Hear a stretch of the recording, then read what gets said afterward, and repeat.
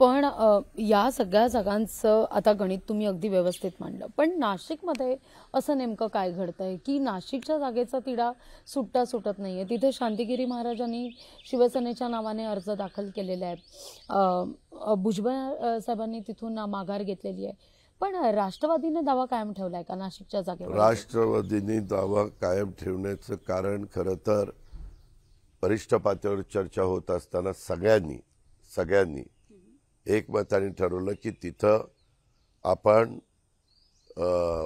भुजबळ साहेबांना उमेदवारी द्यावी।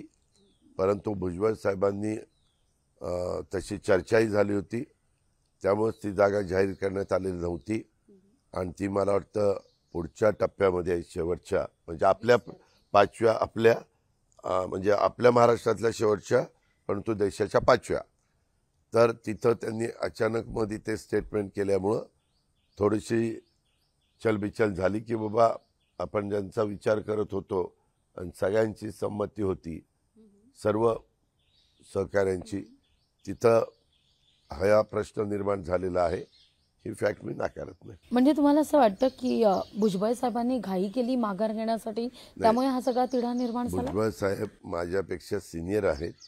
मी ज्यावेळेस कुणाच्याही बद्दल स्टेटमेंट करत असतो त्यावेळेस त्या संदर्भामध्ये मला काही ह्या प्रश्नाचं उत्तर देऊन नवीन प्रश्न निर्माण करायचे नाहीत। तो आपण प्रश्न कधी नाशिकला गेला किंवा मुंबईला भुजबळ साहेब भेटले तर त्यांना विचारलेलं जास्त उचित ठरेल असं मला वाटतं। लोकशाही मराठी ऐका, पहा, जागरूक रहा।